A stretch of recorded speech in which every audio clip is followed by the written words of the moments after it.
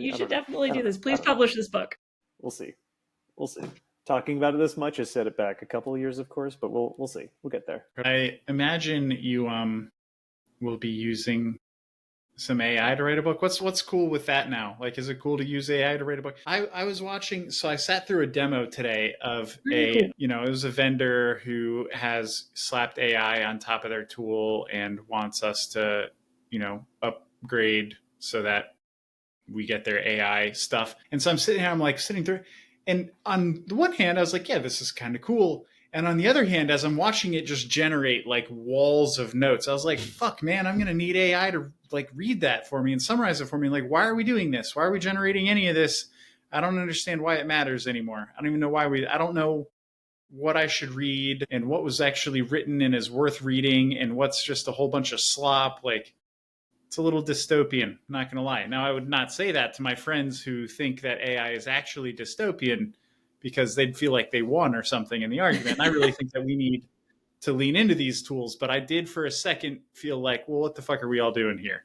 I don't know what you would do. Would you use it to write a book? And then should anybody even read your book if you do that? You know what? You ever read those Goosebumps Choose Your Own Adventure books? Mm-hmm. Where you're like, listen, do you want to eat that PB&J? Turn to page 34 and see what happens. I think these need to be choose your own granularity, okay? You put the detail in there, and you know what? If you want to know every last detail about this effing room, you can click right here. If you're reading an AI book, it's not going to be a physical copy. It's going to be give me, it'll be like a video game that's a book. You click it and you're Is like, it deterministic in any way though, or are you just are you just buying a prompt for the LLM to chat with you? I think that anything that's been fully AI generated, like, I don't give a shit about what this room looks like. I think you should have to opt into that. You should be like, yeah, show me that room. Or like, what's the room look like? And in fact, and maybe not even as you ought to do this. An AI book really should be treated like a generative video game where you set kind of the tone, but you can ask whatever you want about the scene. And it's got the overarching outline, and it can make a consistent description for you. That's all, but I think what you're describing is telling your LLM, hey, I want to play Dungeons and Dragons, except it's corporate. Go. That would probably be a blast all on its own. You can just do that. You're the DM, except it's all corporate. I like the idea of using it to help you like organize, you basically create the raw content and then you use the LLM to help you piece it together. To me, that's like fair play. Well, that's what I was telling you about this earlier, was when I was like, I've got an idea where they go near a black hole for the time dilation. And so what I did was I did voice chat mode, and I just unloaded every last idea I had in an incoherent rant. And I was like, cool, read me chapter 1. And it was dope. Yeah. I am definitely a huge fan. I've started doing that more often. It's great. Because like even the just typing, you do a lot of editing. Like you're doing a lot of pre-parsing. It's like, no, let it do that. That's its job. Why are you spending cycles on that? I do think it'd be kind of cool. Like, I'm going to bed or whatever. I'm like, I just watch like a chill. I want to watch something like kind of chill, a bit of like a philosophical adventure movie, set in kind of like, the medieval times. But, the main character is actually a dinosaur and just want to like say some super off the wall shit and then just get a little 30-minute short, nice little movie for myself to watch and not have to care about looking something up. Like it's okay that it's slop, I guess is what I'm saying, kind of like lazy media for going to sleep. I think would be really enjoyable for me. Something I don't even have to like pay attention to, but it's kind of silly and fun. I think that could be cool. Because I mean, we're seeing some shit now. I don't know. Did you see? I think I posted something that people were like in the random show. Maybe it was me. I don't know. Tammy and the like T-Rex. there's like a 15. The freaking yeah. Well, go ahead. There's a movie that was made. It was on like r/ChatGPT, and it's about like a woman from the 50s who died, and then was cloned The gum. with the gum, and they brought her back like petri dish baby or something, and then she was still like under the same contract as the woman who died from like the same media conglomerate. So now she's like a person that is considered by the state as like a continuation of the original person, even though she's, like a new person or whatever.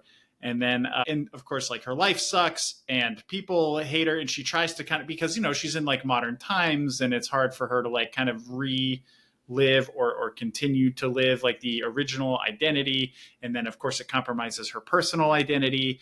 And she tries to sort of reinvent herself. And it was like very akin to like even like an artist who was big in like, the early 2000s. And now they come out with like a new album and everybody's like, it fucking sucks. And it's not true to form. And, they've sold out. And it was like that, but like to the extreme. And then I think in the end, she like kills herself or something or whatever to spoil it. It's 15 minutes. But so it's not I didn't ruin that big of an investment for you. If you're like, I'm already 7 minutes in. I was about 7 minutes and I need to finish it, but go on. Yeah. And anyway, the point is the whole thing was made in prompts. It says like in the description of the video, it's like I did this with like 600 prompts and $500. I made this movie. And I would say that there are parts in the movie where you're like, yeah, that's a little bit cringy AI video generation. Like, you see a little bit of like weird artifacts or something. You're like, what the fuck was that? Was that a hand? What just flew through the screen there? But for the most part, I'd say it was like pretty solid, like pretty freaking solid compared to what we had, 3 years ago. It's incredible what they're doing. And so where's that going? And what? Yeah, well, I mean, there's always been a spectrum of quality of content, right? Like harkening back to the last time we chatted, I forget who was I want to say it was maybe Emerson or something, was like railing against people spending a lot of time reading really shitty books and like read better stuff. So I think like, is it right now, it feels very threatening to people who are actually creating really amazing, excellent content. And I think that it ultimately probably won't be that threatening to that caliber of content creator, because, something that just punches you in the soul when you read it, I don't know.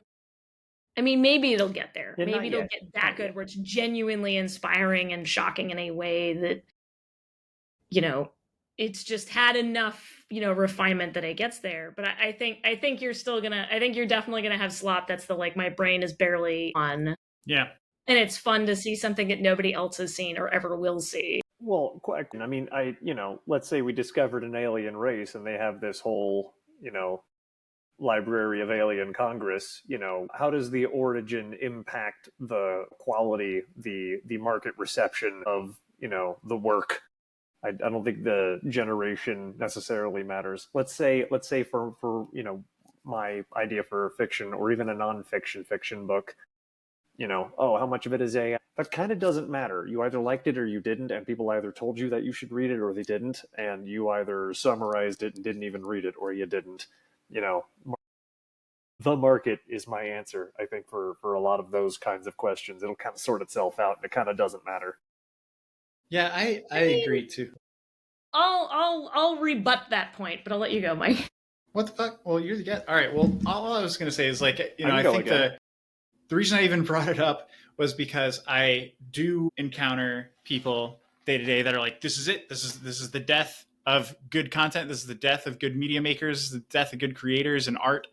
And I fucking disagree deeply, honestly. I'm not even like, well, I don't know though. I think I disagree deeply because artisanal content is definitely going nowhere. And to Joe's point, there's a market. And I see it as like, it's like, what about movie theaters? Like movie theaters are already struggling. And, there's they have this moat. And like, if you make movies and you have like a deal with the movie, there's like this whole business behind it. And I'm like, I think there will be slop theaters. I think there will be cheap fucking penny slop theaters that any idiot, you can get fucking drunk, you go to the slop theater, you can watch some like fucking, kind of like Adult Swim level, just auto-generated bullshit. That's Adult just one of a Swim kind. could It's easily be AI generated. Maybe when you walk in, you answer a few questions and it generates content based on the audience. Like, who knows? It could be something where it's like you're having a one of a kind experience, but it's cheap and it's sloppy, and that's fine because that's what you're there for. But it's not going to stop, some huge media company from throwing a huge budget at making. And also, okay, person makes something pretty fucking cool with 600 prompts and $500. What can you do with 500 mil? I feel like you're still going to have the ability with a high budget, with like really good content creators. I say that more so, I think, even than actors, because I think the line between content creator and actor might be blurred, if anything. You still will have the ability to have higher fidelity shit and charge more money for that and fund those projects happening. Mike, go ahead. Your slop theater thing, because I just really wanted to really quick. Good, I'm glad that I just imagined. You know how children's shows demand of the children to shout at the screen about where the thing they're looking for is? I just imagine full-grown adults, drunk, all of them yelling at the screen what to do, and it doing it, like Twitch plays Pokemon movies. Don't go in there, you dumb bitch. Don't go in there. I'm going in there. Yeah. And then, exactly. Learn, to be a mechanic, I guess. Like in a, oh my God, wait, no, that's a Futurama bit. He's like, do you want him to go fight crime or finish his taxes? And everyone's like, taxes. Instead of it being like a one or the other clip reel, it's like, go this way now. And everyone's just yelling at it. That would be I would go to a delightful and bizarre accent. Like, that's like some Blue Man Group shit. And you'd have a microphone to disambiguate and transcribe everyone's demands, and it would actually fulfill them. Before we get too far away from the thing that I think is really, really important that you sort of conflated because it's your favorite answer to everything, which is like, well, but markets. And I would say, taking AI out of it for a minute, we have already seen, I think rather clearly, that markets are a very poor selector of creative quality. Like, the content that is tons and tons of money being spent and made on it is objectively not that good. Like, there's been a real decline in the quality of films broadly. Why are people from buying it? Well, hold up. But that doesn't mean that the quality of content has gone down. And I think we've been talking about movies, but if you look at like the video game space, as the engines and the tools for creating games got really accessible to very, very small scale creators, we saw an absolute explosion in the breadth and creativity and quality of games generally, but of indie games in particular. There's sort of a snarky, play games are crap, indie games are great. And, that's not totally true, but it's not totally wrong either. So, I think the market clearly has said that it wants content to be so non-involved that I don't really have to pay attention, like second screenable content. That's what the market wants now. It wants content that you don't really have to pay attention to. That's what's driving revenue right now, which I think is about an objective measure of quality of content as you could possibly get for that medium. Like, you don't have to pay attention to it. That is some good second screen content, is what I'm hearing from you, is that they're doing a fantastic job of giving them exactly what they're looking for. Is that what I just heard? No? And the by hour of content that people want to watch, quality is not the metric they care about, which isn't to say that you can't have incredibly high quality content that people care about. It's just not profitable. I also think I think that there is a threat, and I think that the threat is mostly to, like, the folks that I think get the most upset are the ones who have some formal call it formal, train or self-study, and they've gotten to a point where they're like, I know how to do some things that other people don't know how to do, and they sort of like, they feel like they can gatekeep their skills because they're like, well, I can make these kind of like clips and animations and stuff that I did the work and I earned the right to be able to do when someone else can't. And really, it's just blown those gates wide open. And it allows people with no training to just herp derp throw some bullshit together. And it's like entertaining, even if just to that person, like I've made a bunch of songs on whatever the fuck the name of the program. It doesn't matter. I've made like songs, right? And that's fun. It's so fucking fun. And my number one use case for it is like sending a song to a friend and being like, "Hey, bro, I made a song about you," and it's always like inside joke shit, and it, in some genre that's like kind of funny to hear a song about them in, and it's like, that's so fucking fun, right? And it's like, oh, you're like ruining, music artists. Like, I wouldn't have commissioned that. I Yeah, never, right. no, there's no money that was gonna be paid to somebody that ultimately didn't get paid to somebody and went to this other solution. It was free to me. I'm sure if I used it enough, maybe my data is the currency, as is often the case with free things. Like maybe like the funny things I was putting in the song tells it enough about me that they can sell me some shit somewhere else, or like, maybe it's stealing a ton of content from other artists and stuff, and then putting them together in my funny, inside joke meme song that I made for my friends. But like, I don't think I give a shit. I think it's pretty fucking awesome that I can do that. That I can just kind of self build content that I never would have had the skills to create for myself, and it's just like enriched, I think, my experience. Because I can make content for myself. Maybe if I went and sold that content, I think that's where maybe we should have an argument for copyright and stuff like that. But I don't care. I probably won't do that. I think I'm just going to keep making funny shit for me and my friends. So what I'm saying is people probably have legitimate gripes, but not me. I think I'm good. I'm good here. Let's ride. It's really I my think opinion. that observation about who is most threatened by it is pretty astute. I also think that a lot of it is just genuine grief. Like you have people who, this is definitely a thing in software engineering, which is arguably a creative enterprise, people who loved that they were good at the arcana, right? They were blacksmiths and they loved working their forge. They loved, this is certainly something I can relate to, but there was a real joy in being able to do something that was genuinely difficult and being good at it. And now it's irrelevant. No one cares. It's not profitable to be good at it anymore. Like it's only profitable to be good at, creating what is essentially in our sphere mass produced slop. And that is genuinely heart wrenching. That's hard. And, anybody who says that doesn't threaten, people who've chosen our profession as of a way of life is like, they're out of their minds, at least in the short term. Like, I mean, we are living in an industry that is heavily, heavily impacted by this, and there absolutely will be winners and losers, and there will not be as many winners as there was previously. So I don't like, it's not made up, but it's also not, there's where I think your sort of eye roll comes from, Joe, and I think it's a reasonable standpoint also, is like, so what, you're going to complain about the tide coming in? Like you can stand there and whine about it, but it's still going to happen. You can stand there and get wet, or you can do something about it. But I don't, I think the creative stuff was already challenging because it was hard to make a living doing those things. It was already really, really hard.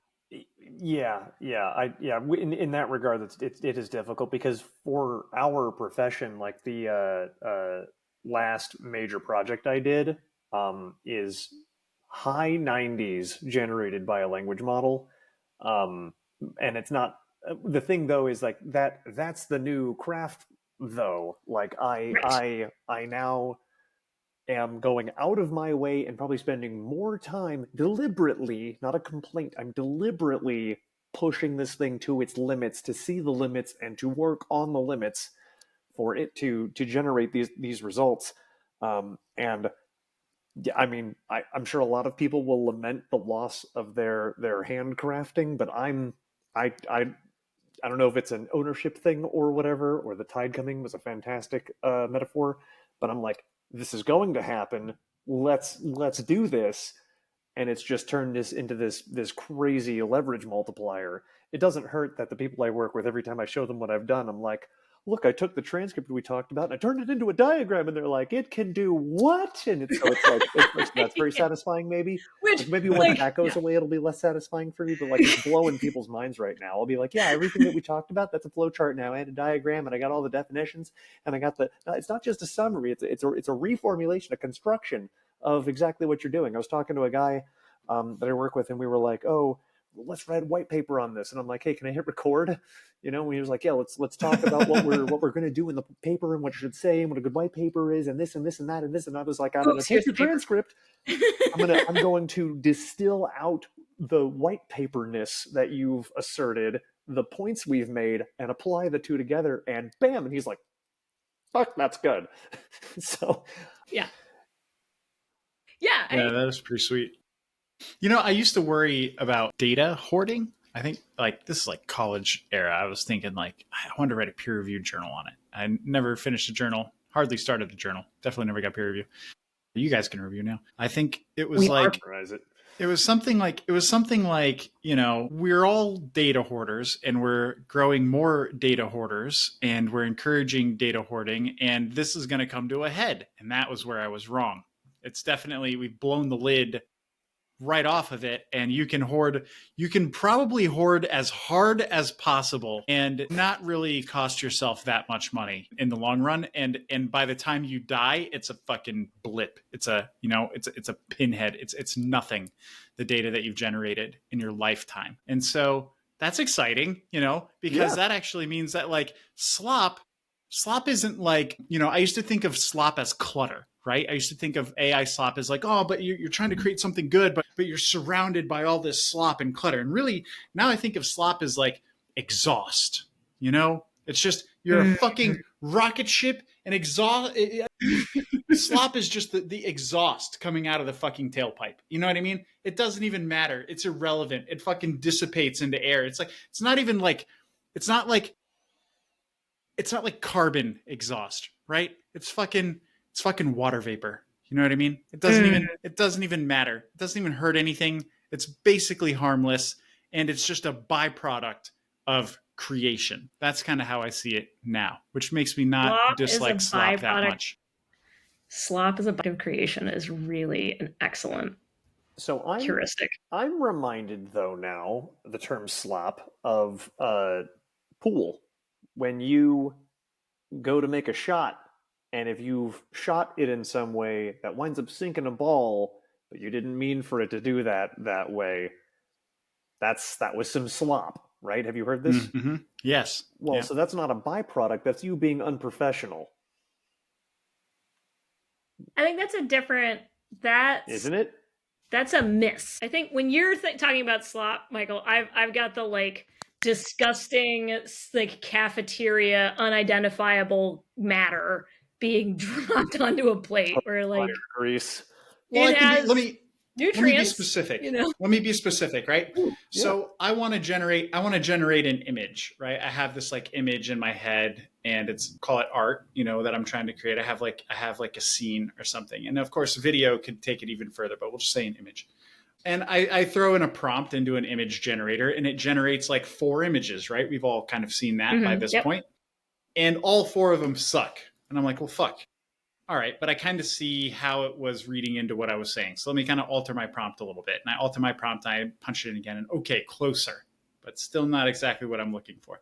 And then I go through a few iterations of that, and before I know it, I've generated like 150 fucking images, but I get one that I'm like, yeah. That's what I wanted, right? And that one image, like I created like 150 images of fucking exhaust. Like it doesn't matter. You know, it's data out the tailpipe. Like I'll never use any of those images. And they're sitting somewhere on a server, and they'll probably just like evaporate over time, right? They'll probably, I'm not even going to delete them. I'm not even going to think about it. I just assume that whatever service I used is going to just like clear that data after some set period of time. And it doesn't even matter to me. Maybe they'll send me an email warning me they're about to do it. Who knows? But like, I don't even give a fuck, you know? It's literally exhaust out the tailpipe, and I got the created thing that I wanted. Whereas, Joe, I think in your metaphor, what I would see as part of that process is shipping photo number 8. It wasn't really there, but you got bored, Mike, and you're like, you know what? Good enough. Instead of like the miss, the like sort of like lack of refinement that causes an outcome you didn't mean, is the sort of the lack of precision and persistence in getting it right. I'm seeing a bit of a Venn diagram here. So I would almost ask, what is the difference between, it appears I'm going to ask, what is the difference between the AI generated slop description and classic iteration? Like my Git history is riddled with buggy code that I worked through. You know, the slop is you on your way to mastery.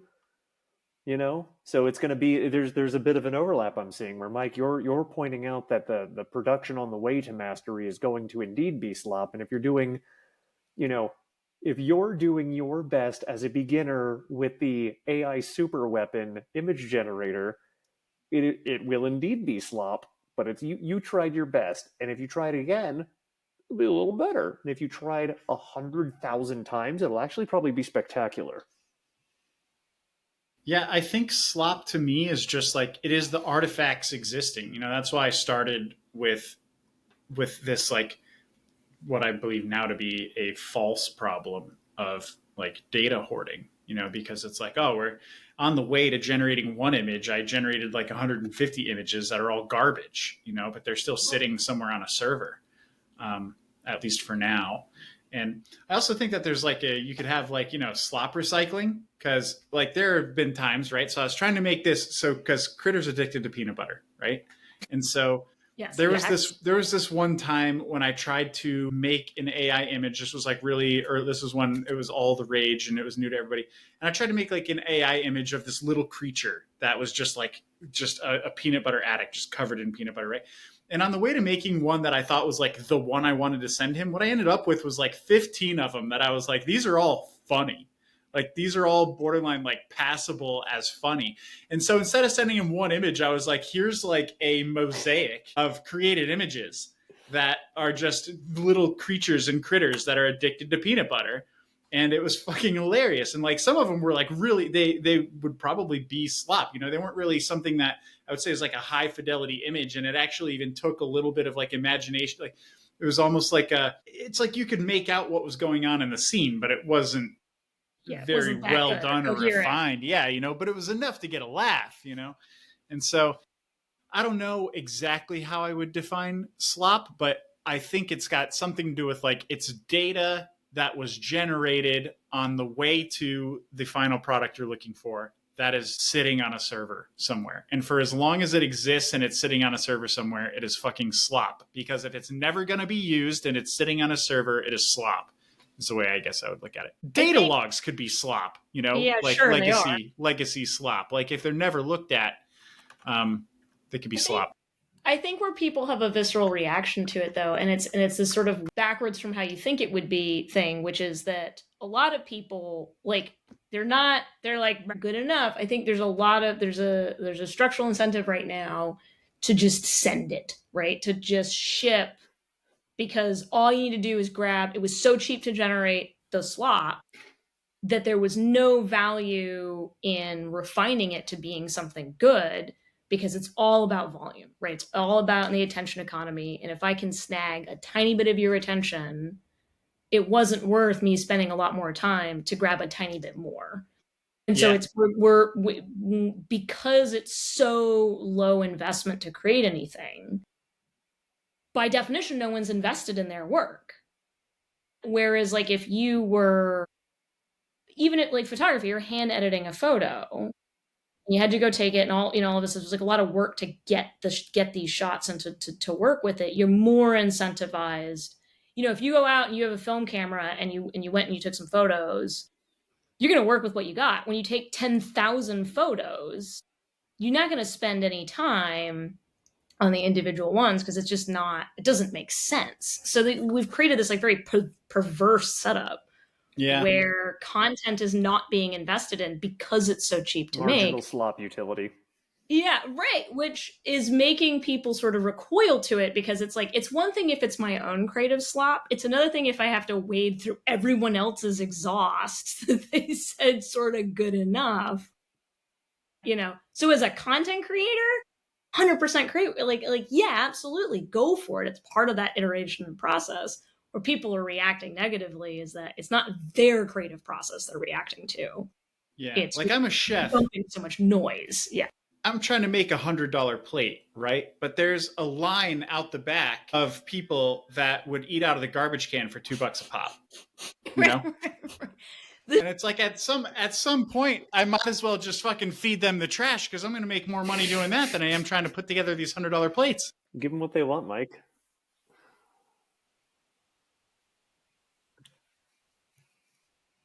the more